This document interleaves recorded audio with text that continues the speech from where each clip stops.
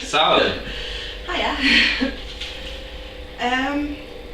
Yeah, you're a good few dates into this tour now. Yeah. How's it going?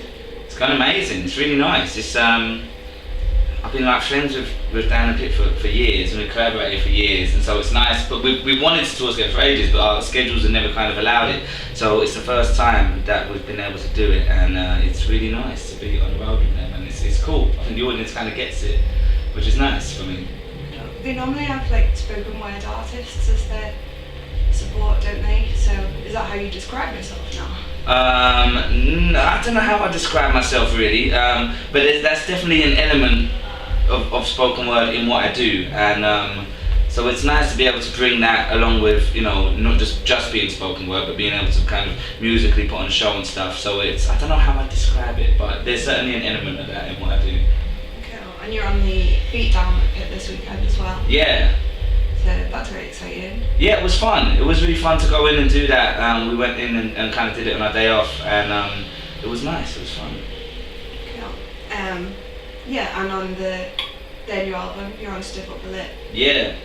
So it's just like everything leads towards. Yeah, it's cool. I mean, we've sort of collaborated. I first met them when they did a remix for us back in like, it must have been like 2008 or something, and I did a track called What If Punk Never Happened, and they did a remix of it, and Pip added a couple extra verses at the end, and that's sort of how we met. So we've been like collaborating on stuff together for donkey's years, and so it was nice to really get on the actual album. It was cool. But like, talking of collaborations, you don't just collaborate with people like you, like Adam Lazara. That's Yeah. a random one.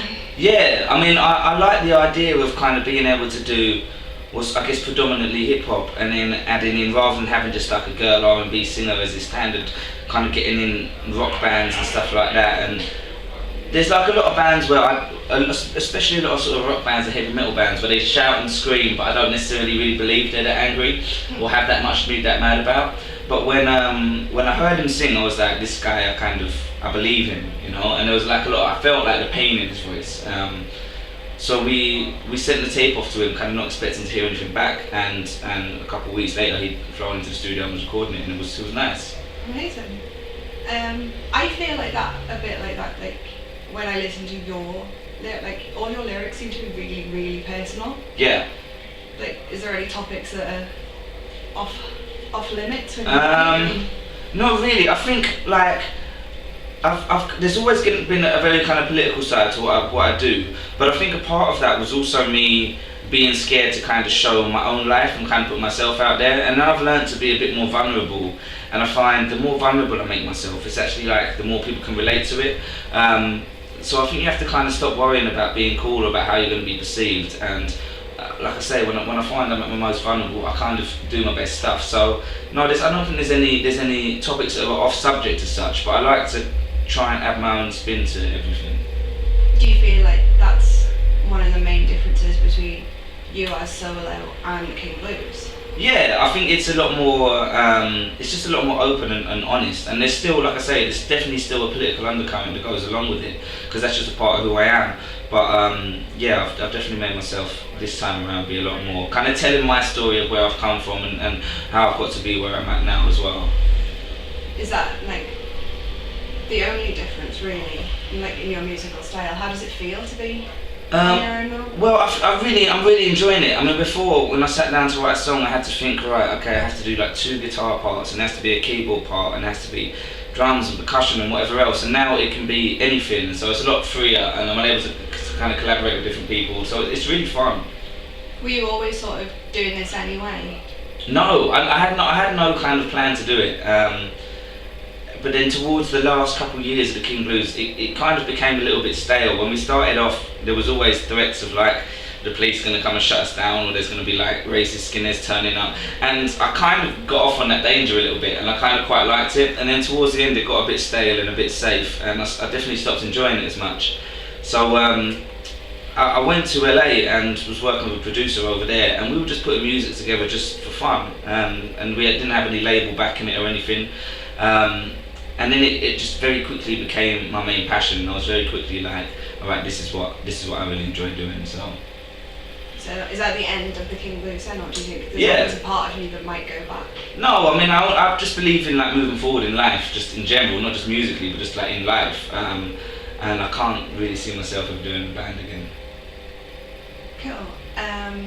The Deep End's out soon. It is. 24th of March. Excited. Proud of it. Yeah, really super proud of it. I mean, we've been sat on it for about 2 years, do you know what I mean? And it took us, we was in the studio for like 6 months making it, and most bands nowadays get like 2 weeks if they're lucky in the studio. So I was super blessed and really in a privileged place to be able to have so long kind of getting it right and to work with so many amazing people, and I'm really fucking proud of it. And it sounds, to me, it just still sounds like super fresh, and we purposely didn't want it to sound like anything else that was hot at the time. We didn't want to follow any trends or any fashions. The whole idea was to kind of try and reinvent the future and kind of define trends and define fashions rather than following them. And I'm really proud because it still sounds like nothing else out there. So yeah, I'm really excited for people to hear it finally. How do you think it differs from the 2 EPs you've done? I think it's just the best songs I've kind of done so far. It's still taking like the lyricism of hip hop and the political bite and the storytelling part of hip hop and trying to mix it with the kind of the raw anger and energy of punk rock. But I think just the songs are just better. We just picked the best songs for it. Does that mean that you were just like with the EPs? Well, with the or the they thing were was we best had. at that time? Well, no, we had at that time we had about 100 songs that we'd written and recorded to choose from. So we picked like the best 12, and we're like, all right, this is going to be the album. Then we had all these songs left over, and loads of them we were like, these are really good. I still want to use them for something. So that's when we decided to kind of do the mixtapes and EPs. You're off to the States soon. Yeah. That's quite exciting. With Dubai. Yes. That's exciting. Yeah, I haven't been there since sort of, I was there all last summer, and so I'm going straight after this tour, going straight over there to do that. And I was like in a wheelchair last time I toured there because I broke my leg, and so this is the first time I'm going to go on like 2 legs and be able to tour. So I'm super excited. How do the like crowds differ? It's weird over there. A lot of people have never heard an English person rap, and no one over there knows who the King Blues are, so I'm being judged entirely on what I'm doing there and then. So it's nice actually, but I think for me it's like this kind of music just speaks to people who are kind of outsiders. It speaks to people who feel disenfranchised with society, people who feel like they don't fit in, and I think that's kind of universal no matter where you go in the world. You're a fan of always moving forward. What does the future hold? What are the big plans? Is there the big plans? I mean, this year I'm really just touring a lot and trying to get my music out everywhere. So I'm going to go over there, and then I'm going to come back here in April, pick up this tour again, do the second leg of this tour, and then it's kind of festival season. What are the plans after the festivals though? I don't know, hopefully make another record. Try and get some sleep in. Yeah, maybe. Yeah, hopefully. Wicked. That's all my questions. Awesome. That's all I wanted to know from you. Thank you very much.